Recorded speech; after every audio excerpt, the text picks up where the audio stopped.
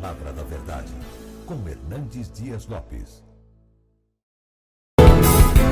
Palavra da Verdade, com Hernandes Dias Lopes. Meus amados, nós vamos então abrir a Palavra de Deus no livro de Eclesiastes, capítulo 1. E faremos a leitura do verso 1 ao verso 11.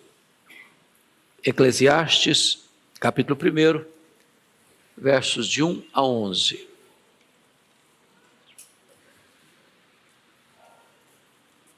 Lido o texto, por favor, mantenha sua Bíblia aberta nesta passagem, por favor. Está escrito assim: palavra do pregador, filho de Davi, rei de Jerusalém. Vaidade de vaidades, diz o pregador, vaidade de vaidades, tudo é vaidade. Que proveito tem o homem de todo o seu trabalho com que se afadiga debaixo do sol? Geração vai, geração vem, mas a terra permanece para sempre.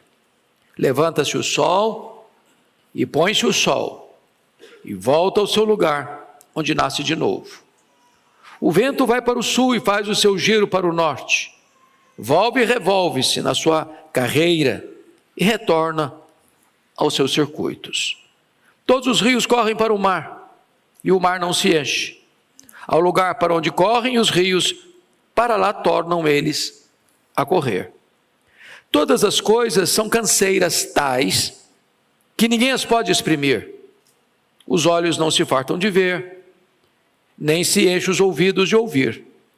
O que foi é o que há de ser, e o que se fez, e isso se tornará a fazer. Nada, pois, novo debaixo do sol. Alguma coisa de que se possa dizer, vê, isto é novo? Não, já foi nos séculos que foram antes de nós.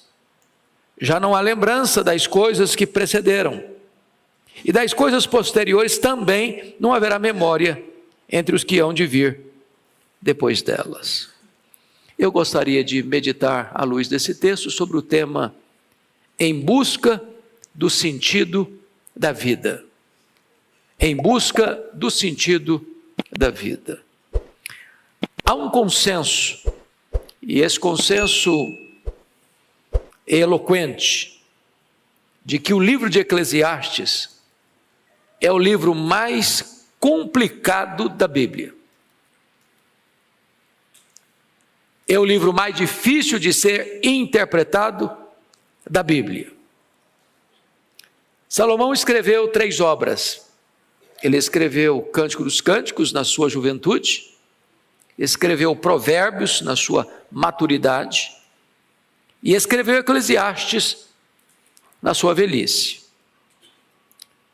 Escreveu muito mais coisa. Por exemplo, a Bíblia diz que ele escreveu 3.000 provérbios, escreveu 1.005 cânticos. Foi um cientista, um especialista em plantas, em animais, um homem, diríamos nós hoje, de cultura enciclopédica. Aqui nesse livro ele retrata as crises da alma, as dores da alma, a busca do sentido da vida. Ele escancara o seu coração, revela suas próprias lutas interiores. Muitas vezes o livro parece um livro pessimista, quase que sem esperança, mas ao fim da obra, ele vai concluir que a suma de tudo é temer a Deus e guardar os seus mandamentos. Eu gostaria então que você, com a Bíblia aberta comigo, observássemos esta passagem. E ele começa a palavra do pregador, filho de Davi, rei de Jerusalém. Notem que ele não se apresenta, eu sou Salomão. É um livro de certa forma anônimo. Por outro lado, esse verso primeiro não deixa dúvida de quem ele é, porque ele se apresenta como filho de Davi, embora Davi tivesse outros filhos, mas nenhum filho de Davi foi rei de Jerusalém. Então, dos muitos filhos de Davi, quem foi rei de Jerusalém foi Salomão. Então não há possibilidade de alguém atribuir este livro a outro autor. Somente Salomão se encaixa dentro desta apresentação. A palavra pregador aqui no hebraico é a palavra koeler. E koeler é mestre, é professor. E é curioso que o livro Eclesiastes está ligado ou vinculado à ideia de eclésia. E eclésia é a palavra para assembleia, para a igreja. Então eu não estou falando de um professor ou de um pregador diante de uma classe acadêmica. Eu estou falando diante de um pregador ou de um pastor diante da igreja. Ele está ensinando o seu povo. Mas me permita, antes de entrar na exposição do texto propriamente dito, ainda na apresentação de quem está se dirigindo a nós, e Salomão foi escolhido por Deus para ser rei de Jerusalém antes de ser concebido. Além disso, o próprio Deus o escolhe e Davi promete a Batseba de que ele seria rei, seu sucessor.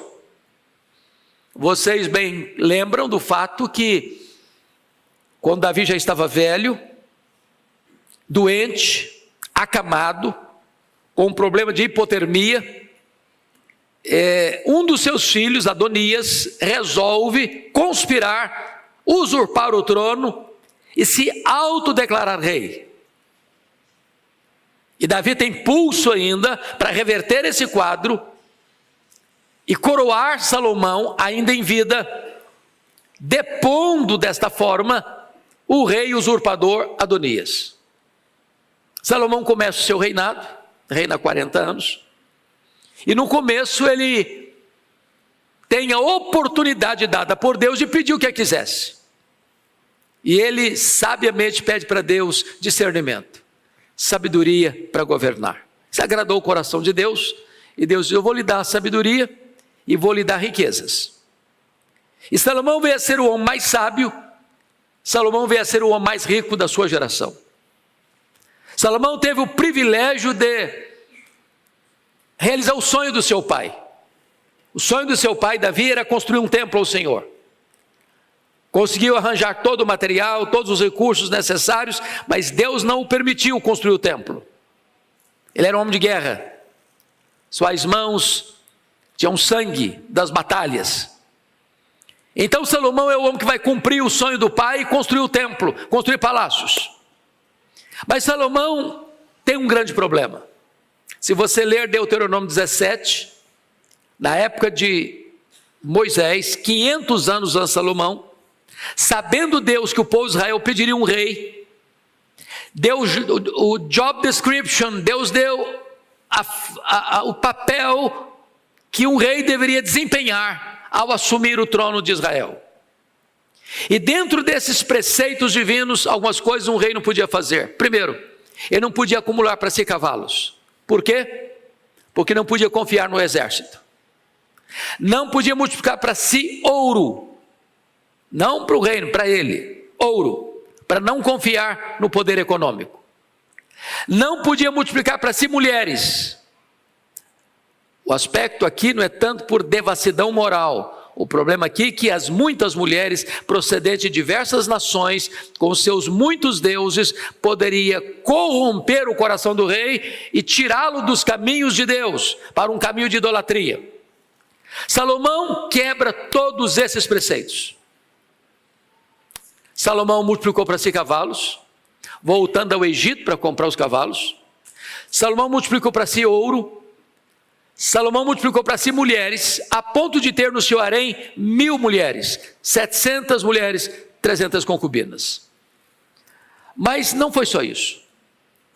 Salomão resolve manter um luxo extremo, exagerado, incomum, e estabeleceu províncias para que cada uma delas sustentasse o palácio com toda a sua pompa, com todo o seu luxo, com todo o seu conforto, durante um mês. Ou seja, o rei rico, o povo pobre. Mas ele fez mais. Ele estabeleceu o trabalho escravo, feitores de escravos. Enquanto o rei nadava em luxo, em ouro, em prata, em requinte, o povo estava gemendo para pagar a conta do palácio. Mas fez mais, ele pesou a mão sobre o povo em tributos e impostos, a ponto do povo sentir-se com o pescoço esfolado pelos tributos pesados. Mas ele fez mais. Já no final da vida, diz a Bíblia que além de viver no luxo e o povo viver na miséria, além de manter todo o luxo da corte, à custa do povo, porque não tem almoço de graça, se alguém está luxando, alguém está pagando a conta, ele acabou construindo capelas para os deuses das suas mulheres, e templos pagãos de frente ao templo de Jerusalém. Mas tem mais, ele acabou adorando os deuses pagãos dessas muitas mulheres.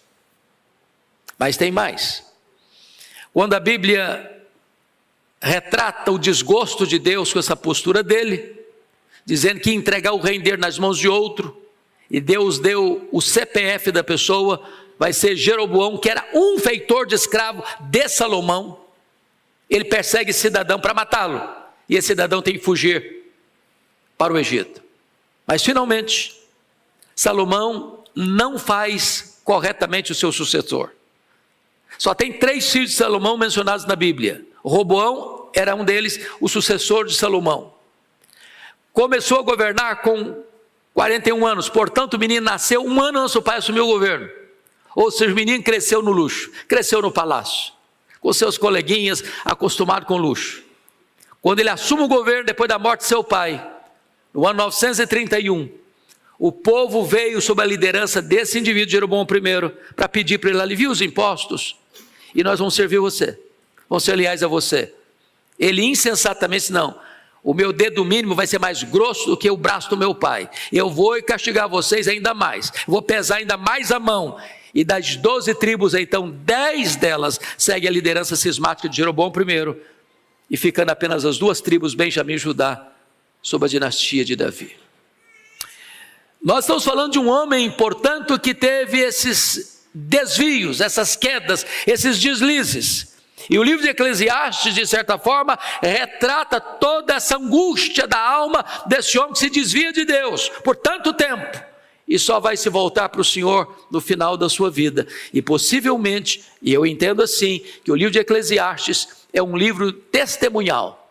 Ele está aqui na velhice, já no final da vida, depois que ele se volta para o Senhor, a suma de tudo é temer a Deus, guardar os seus mandamentos, e vai contando para nós as lutas que viveu, as angústias que viveu, as dores que viveu, as decepções que colheu, as frustrações que experimentou numa vida sem Deus.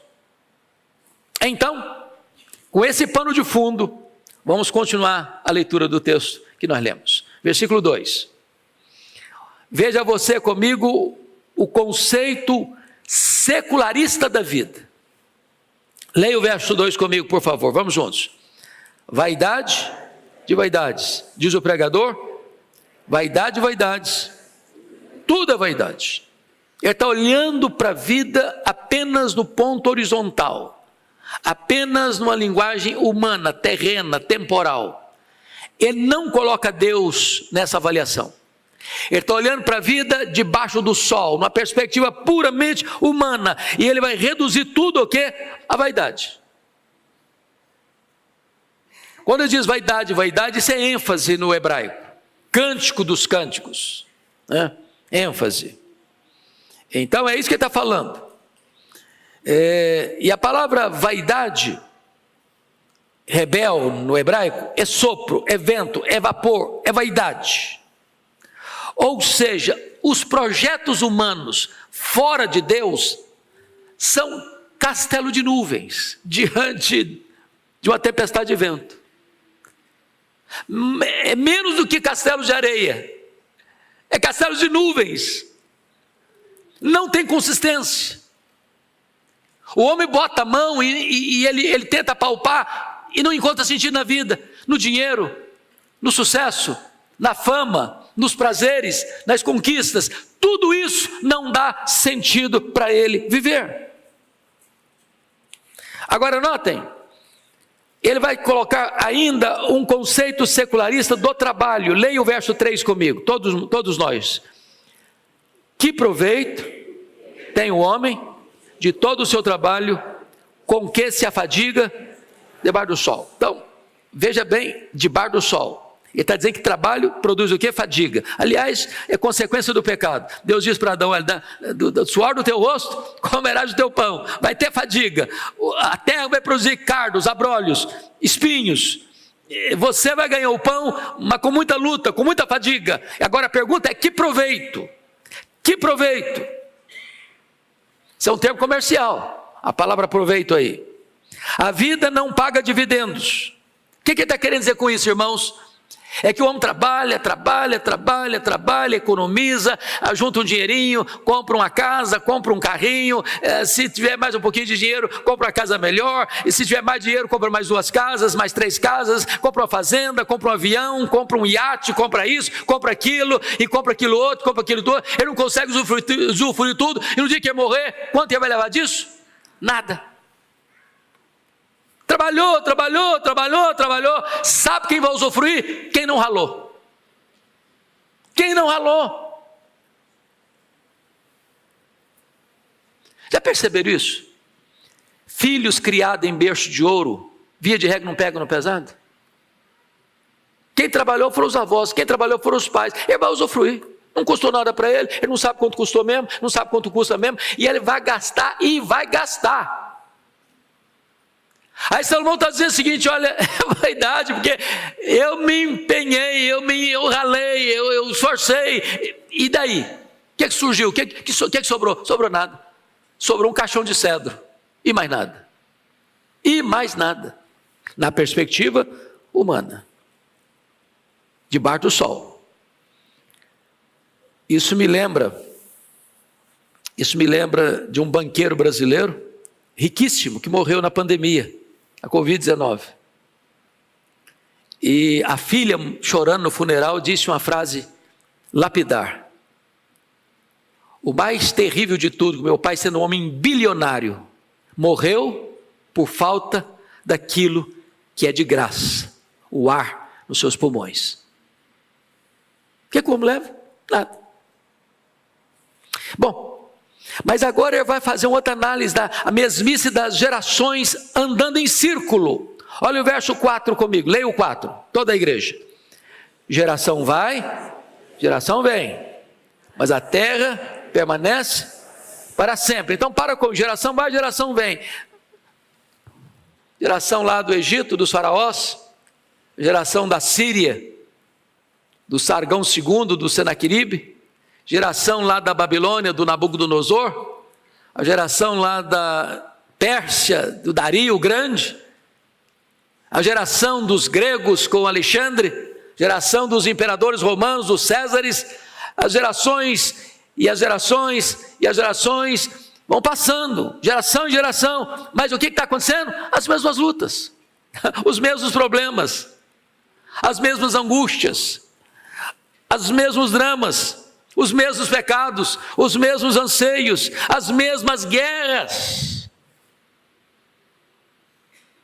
Nós estamos estudando aqui na Escola Dominical, livro de Amós. Você lê Amós hoje, você está fazendo uma radiografia da sociedade brasileira, da sociedade americana, da sociedade europeia.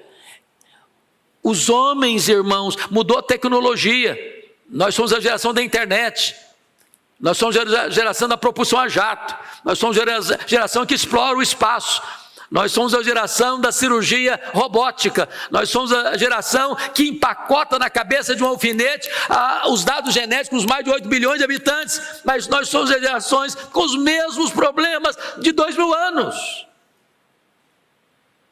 Geração vai, geração vem. A terra está aqui.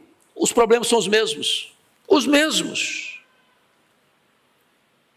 É uma mesmice só, mudou nada. Agora ele vai dizer que essa mesmice não é só no ser humano, não. Essa mesmice está aí na natureza. E ele vai explicar. Olha comigo o verso 5. Leia o 5 comigo. Levanta-se o sol e põe-se o sol e volta ao seu lugar onde nasce de novo. Ele está falando não cientificamente. Ele está falando aquilo que nós falamos todo dia. O sol nasce, o sol se põe. Não é a linguagem nossa? Embora a gente sabe que a terra que gira, mas na nossa cabeça, na nossa linguagem, é o sol que está andando. E o sol vai de onde para onde? Vai do leste para o oeste. Nasce no leste, se põe no oeste. Amanhã vai fazer o quê? Vai nascer no leste, vai se pôr no oeste. E depois de amanhã vai fazer o quê? Vai nascer no leste, vai se pôr no oeste. E na semana que vem vai fazer o quê? Nascer no leste, se pôr no oeste. E no mês que vem vai fazer o quê? A mesma coisa. E na próxima década, a mesma coisa. E no próximo século, a mesma coisa. No próximo milênio, a mesma coisa. Não tem progresso, não tem avanço. Você está fazendo sempre, desde o dia que foi criado, a mesma coisa, nunca mudou sua rota. O que Salomão está vendo? Mesmice. Mesmice. Mas não é só no sol, não. Olha agora essa rotina no vento. Olha o verso 6, leia o 6 comigo. O vento vai para o sul, faz o seu giro para o norte, volve-se, revolve-se na sua carreira, retorna aos meus circuitos. Olha aí, o vento, o mesmo círculo, no mesmo círculo. Ele vai para o sul, faz seu giro no norte, ele volve, revolve-se, volta para o mesmo circuito. Desde quando? Desde o começo da criação. Não tem progresso, não tem avanço, é a mesmice de sempre. Ele está olhando para uma visão tão pessimista da criação, que a crise dele ecoa na natureza, e a mesmice da natureza reverbera dentro dele. Reverbera dentro dele. Mas não é só também o sol e o vento, não. Ele vai dizer que os rios estão na mesma situação. Leia o verso 7 comigo, por favor, todos nós. Todos os rios correm para o mar. O mar não se enche. Ao lugar para onde correm os rios, para lá tornam eles a correr. Então, olha aí. Todo rio vai para onde? Para o mar. O mar se enche? Não se enche. Tem evaporação, a água sopra as nuvens, a chuva desce para a terra pega a enxurrada, leva para o rio deságua no mar, vem a evaporação, a água sopra as nuvens, a chuva desce. Isso está acontecendo ontem, acontece hoje, vai acontecer amanhã, até Jesus voltar, até a restauração de todas as coisas, tudo isso vai acontecer do mesmo jeito. Do mesmo jeito.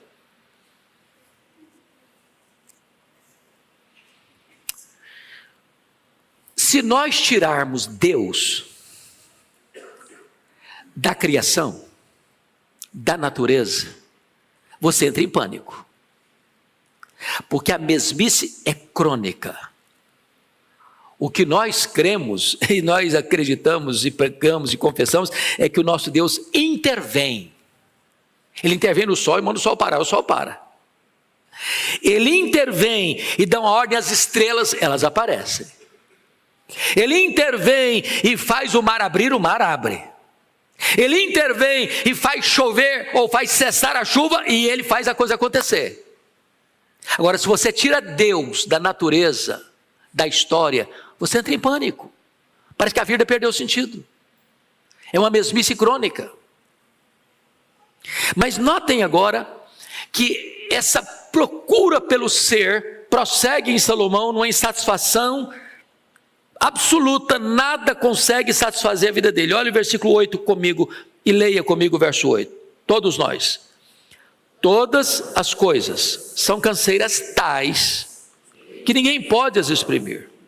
Os olhos não se fartam de ver, nem se enchem os ouvidos de ouvir. Então vamos entender aqui, olha a crise desse homem, olha o desespero desse homem. Estou falando do homem mais sábio, do homem mais rico, do homem mais poderoso, do homem que tem a mesa mais farta, do homem que tem as roupas mais caras, do homem que tem as camas mais visitadas pelas mulheres mais belas do mundo. E ele tem uma grande insatisfação. E ele está dizendo para nós aqui que todas as coisas, não algumas coisas, todas as coisas são canseiras tais, que não dá nem para descrever. E ele começa a detalhar a insatisfação dos olhos. Nós olhamos e voltamos a olhar.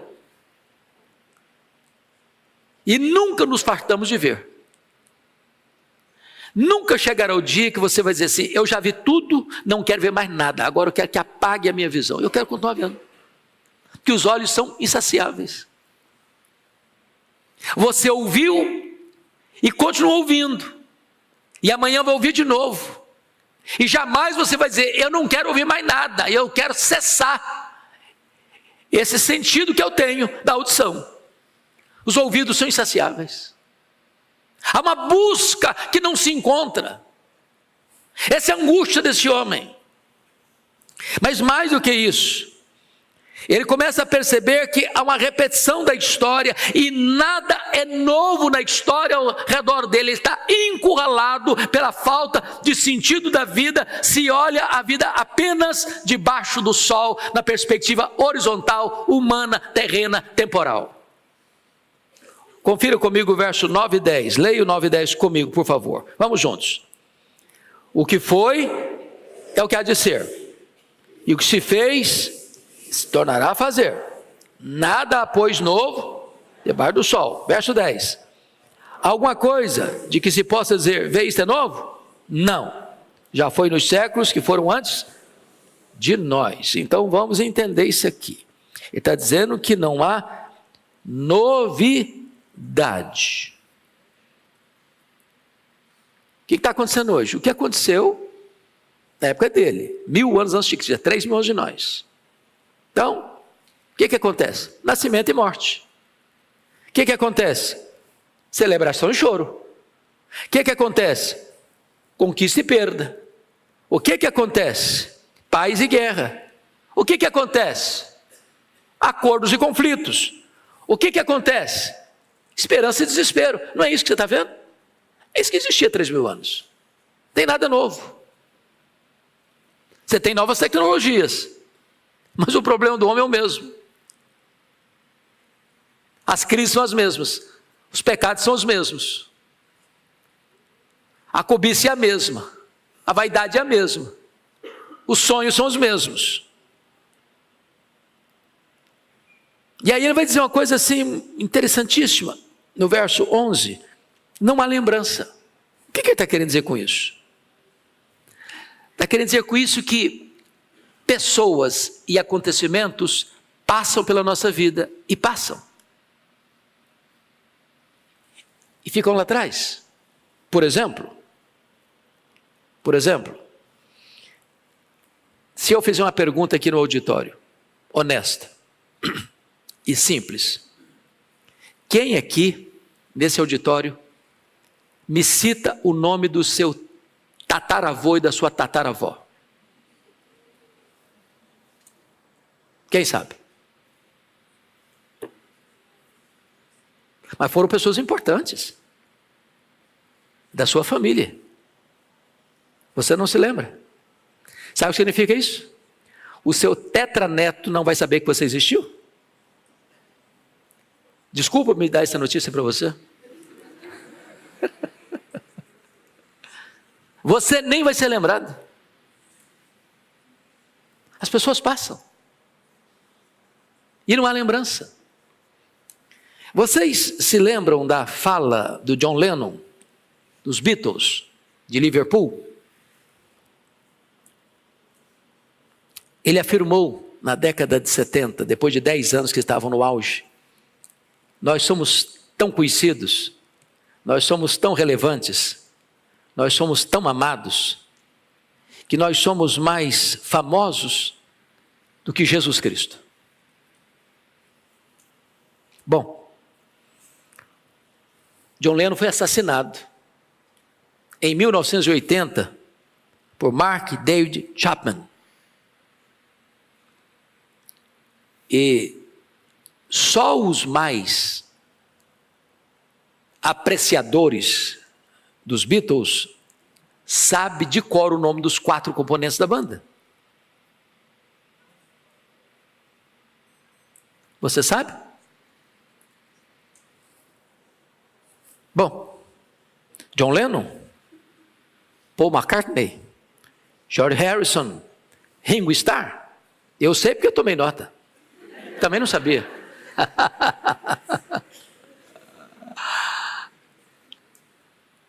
Percebe isso? Sinto muito dizer que sua fama dura uma geração, duas. Na quarta ninguém vai lembrar mais. Ele está desesperado com essa realidade. Bom, me permita agora fazer uma aplicação. Se eu parasse aqui, falei, puxa vida, então é desesperador, não é não? Você, numa segunda-feira, sair de casa, pegar o trânsito de São Paulo, nem ter passado em casa para tomar uma sopinha de feijão, para escutar isso, quer dizer que não tem sentido mesmo, a vida não faz sentido mesmo, é esse vazio mesmo, essa vaidade toda mesmo. E eu quero dizer para você que o segredo para interpretar esse texto está no versículo 3. Que proveito tem o homem de todo o seu trabalho que se afadiga debaixo do sol? Ele está olhando a vida debaixo do sol. Sabe por que tem tanta gente hoje pulando do prédio, se esborrachando no asfalto? Tendo muito dinheiro, tendo sucesso e fama, tendo beleza física. Porque eles estão olhando a vida só debaixo do sol.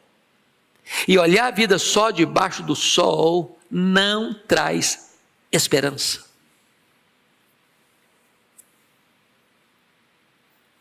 Pode ter dinheiro. Salomão, no capítulo 2 desse livro, vai dizer que ele teve riqueza, que ele teve prazer, que ele teve fama, como ninguém. E olhando a vida só debaixo do sol, o que ele encontrou foi bolha de sabão, foi vaidade, nada, exprimia e não saía nada. Agora, você e eu que viemos aqui, olhamos a vida acima do sol. Você olhamos a vida na perspectiva de Deus, da eternidade. E nós afirmamos com toda a força da nossa alma que nós não olhamos a natureza com essa visão pessimista. O Salmo 19 diz que o sol agora percorre como um noivo, com a sua beleza, com o seu garbo, com o seu encanto, e você olha para o sol e não adora o sol, você olha para o sol e glorifica o Criador do sol, porque ele traz vida, calor, saúde, esperança. Agora você olha o amanhecer não como um ciclo da natureza que se repete, se repete, se repete. Você olha para amanhã e diz: as misericórdias de Deus se renovaram sobre mim a cada manhã. Você começa o dia entusiasmado, a vida faz sentido. Você agora olha para a vida, e a vida não é uma bolha de sabão, não é um vapor.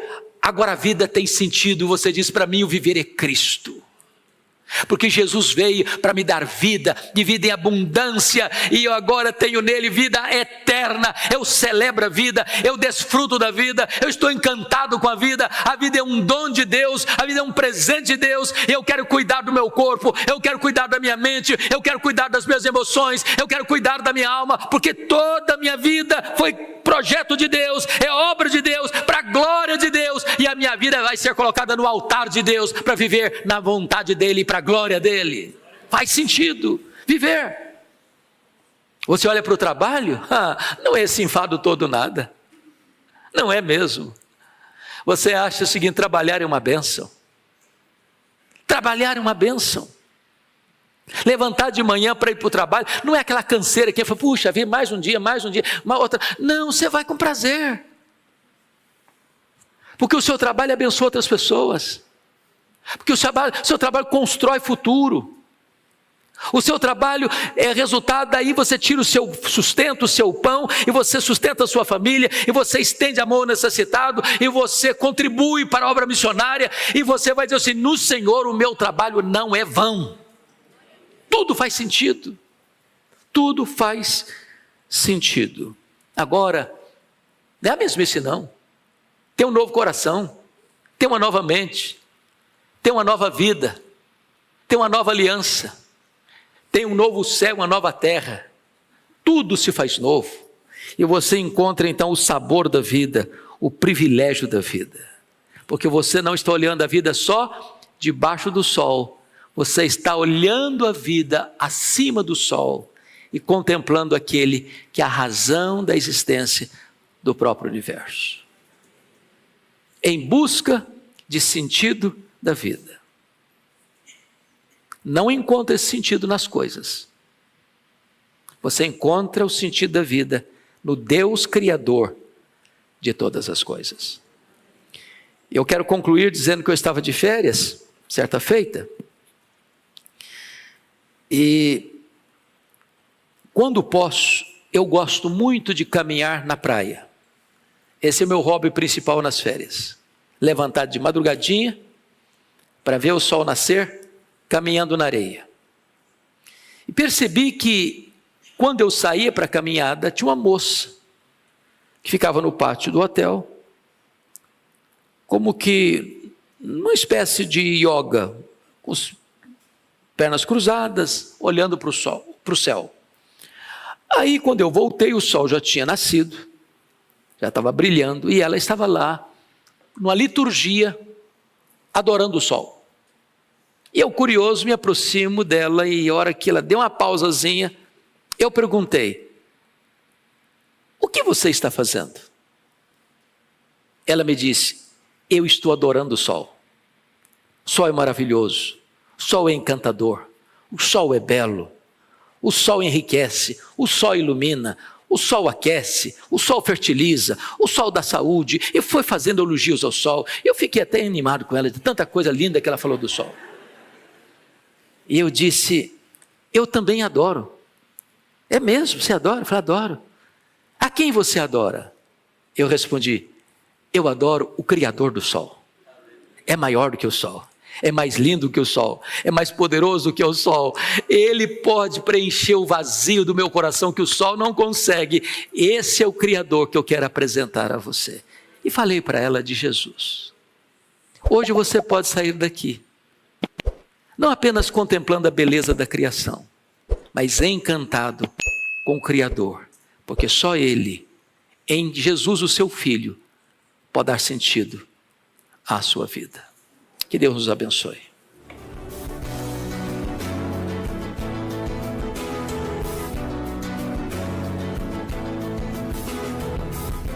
Palavra da Verdade, com Hernandes Dias Lopes.